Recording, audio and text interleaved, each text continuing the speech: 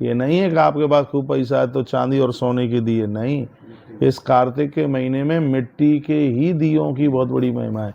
दान करने में पीतल के दीपकों की, चांदी के दियों की बड़ी महिमा है, लेकिन इसको जलाने में मिट्टी के दियों की बड़ी महिमा है। लिखा है मनुष्य निर्मित मानवों के निवेदन करने के लिए जा रहे हैं। कार्तिक स्नान करते समय कौन से नियमों का पालन करें, कैसे स्नान करें? घर में ही नहा लेंगे, सरोवरों में जाएं, या मटके के पानी से नहा लें? इस विधि का बड़े विस्तार पूर्वक वर्णन किया गया है। आइए अब हम कर रहे हैं चर्चा, सावधान होकर के सुनिए। नाड़ी द्विया विशिष्टायाम रात्र उगच्छे जलाशया तिलगंधाक्षतई पुष्पई दीपाद्यई सहिता शुचि। तो इसमें वर्णन किया गया है कि जब रात्रि 2 घड़ी बच जाए, सुबह ब्रह्म मुहूर्त में, हाँ 3 से 5 बजे के बीच में नहाने की बात कही गई है, तो तिल, चंदन, चावल, फूल और दिया लेकर जलाशय पर जाएं। समझ रहे हैं? इसमें मिट्टी के दियों की बड़ी महिमा है। लिखा है मनुष्य निर्मित मानवों के द्वारा बनाया गया जो दिया है, इसमें मिट्टी के दिए जलाने की बड़ी महिमा है। आप कितने भी करोड़पति हों, लेकिन दीपावली पर मिट्टी के ही दिए जलते हैं। अरे ये ग्रंथ बड़ा अद्भुत है। ये नहीं है कि आपके पास खूब पैसा है तो चांदी और सोने के दिए, नहीं। इस कार्तिक के महीने में मिट्टी के ही दियों की बहुत बड़ी महिमा है। दान करने में पीतल के दीपकों की, चांदी के दियों की बड़ी महिमा है, लेकिन इसको जलाने में मिट्टी के दीपकों का बहुत बड़ा महात्म्य है। आज पूर्णिमा है, पूर्णमासी के दिन रुई के दान का बहुत भारी महात्म्य है। इसी ग्रंथ में लिखा हुआ है जो रुई का दान करता है उसे जिंदगी में कभी कुष्ठ रोग नहीं हो सकता। इसी ग्रंथ में लिखा हुआ है।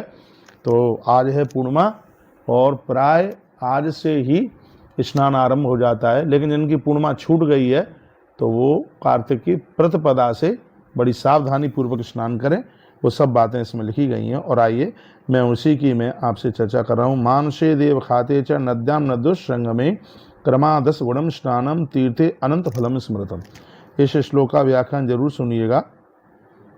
कहा गया है देवताओं के द्वारा निर्मित जलाशय, नदी, 2 नदियों के संगम, इन सबों में क्रमशः उत्तरोत्तर 10 गुना पुण्य प्राप्त होता है फल।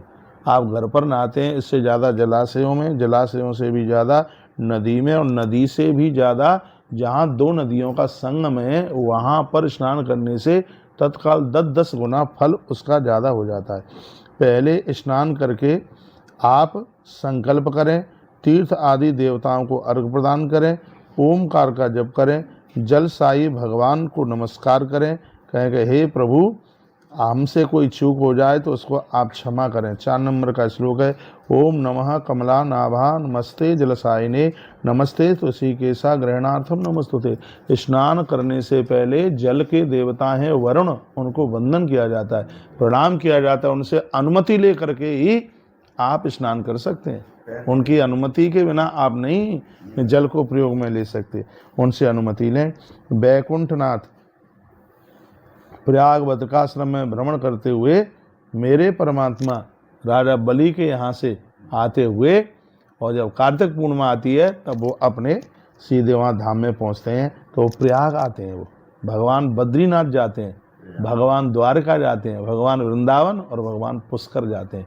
इसलिए कार्तिक में इन तीर्थों की महिमा। अरे पद्म पुराण में तो ये लिखा है कि कोई पुष्कर में 1 रात्रि रुक करके भोर में स्नान करके आ जाए, उसे 12 साल कार्तिक नहाने का फल प्राप्त हो जाता है। इतनी बड़ी महिमा इस ग्रंथ में पुष्कर की लिखी है। और जब से भदौरिया जी ये बात हमने पढ़ी है, हमारे पास समय नहीं होता तो भी हम पुष्कर जरूर जाते हैं। जब से बात पढ़ी है तब से ही पुष्कर जाना शुरू कर दिया। इतनी बड़ी महिमा, इतना बड़ा महात्म्य है। भगवान को प्रार्थना की जाती है, कहते भगवान आप मेरी रक्षा करें। इसमें भगवान दामोदर की कथा सुनी जाती है। उलूखल वंदन की जो लीला है ना भागवत जी में, वो दामोदर भगवान की कथा, हाँ तो उसका वर्णन किया गया है। कार्तिक में भोर में जो स्नान करता है उसका यह लोक परलोक सब सुधर जाते हैं। इसमें कहा गया है कि भगवान को प्रार्थना करके और फिर इसमें भगवान को अर्घ दिया जाता है। तुलसी की पूजा इसमें सूर्य निकलने से पहले की जाती है। तुलसी की जो पूजा